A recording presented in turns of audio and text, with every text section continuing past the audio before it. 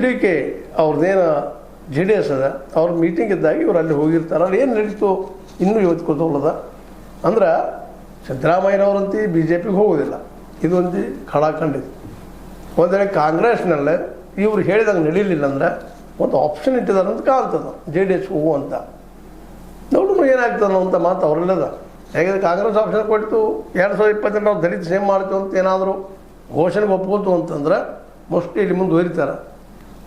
ಇಲ್ಲಪ್ಪ ಅಂತಂದ್ರೆ JDS ಕಡೆ ಹೋಗುವಂಥ ವಿಚಾರ ನಡೆದಾವ ಅಂತ ಕೆಲವೊಂದಿಷ್ಟು ಸುದ್ದಿಗಳು.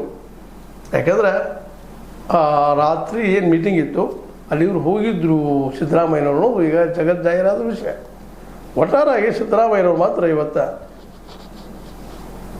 ಈ ಕಾಂಗ್ರೆಸ್ಸಿಗೆ ಅದರಲ್ಲೂ DKG ಅವರಿಗೆ ಒಂದು ಏನಪ್ಪ ಅಂದ್ರೆ ಬಿರುಗಾಳಿ ಕಾಣ್ತಾ ಇದ್ದಾರೋ ಅಥವಾ ಮತ್ತೆ ಕಾಣ್ತಾ ಇದ್ದಾರೋ ಒಟ್ಟಲ್ಲ ಏನಾಗ್ಬೋದು ಮುಂದಿನ ದಿನದಲ್ಲಿ ಅನ್ನೋದನ್ನು ದಿನ ಈ ದಿನ ಡೆವಲಪ್ಮೆಂಟ್ ಅನ್ನಿಸ್ತದೆ. ಮೋಸ್ಟ್ಲಿ 2028ಕ್ಕೆ ದಲಿತ CM ಅನ್ನುವಂಥ ಕಾರ್ಡನ್ನು ಬಳಸಬಹುದು ಅಥವಾ ಮತ್ತೇನೋ ಆಗ್ಬೋದು, ಯಾರಿಗೂ ಗೊತ್ತು ಏನಾಗ್ತದೆ.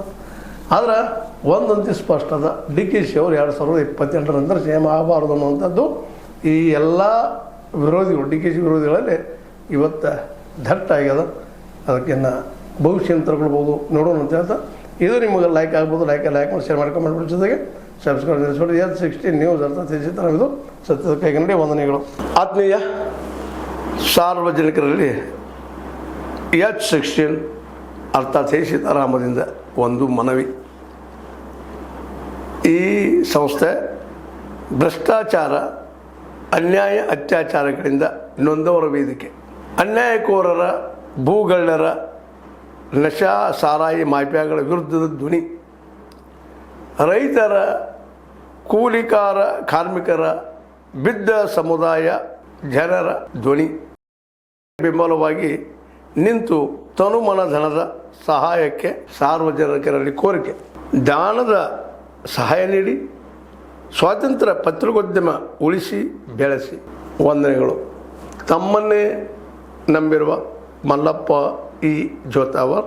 ಈ ಕೆಳಗಿನ QR ಸ್ಕ್ಯಾನ್ ಮಾಡಿ ಅಥವಾ ಈ ನಂಬರ್ ಅಂದರೆ 7411402405ಗೆ ಇಲ್ಲ 9686864852ಗೆ ನೀವು ಫೋನ್ಪೇ ಮಾಡಿ, ಪೇಟಿಎಮ್ ಮಾಡಿ ಅಥವಾ ಇನ್ನಾವುದೇ ಮಾಧ್ಯಮದಿಂದ ಗೂಗಲ್ ಮೂಲಕ ಸಹಾಯ ಮಾಡಿ ಈ ಪ್ರಾಮಾಣಿಕ ಪತ್ರಿಕೋದ್ಯಮವನ್ನು ಉಳಿಸಿ ಅಂತ ಮತ್ತೊಮ್ಮೆ ಮನವಿ.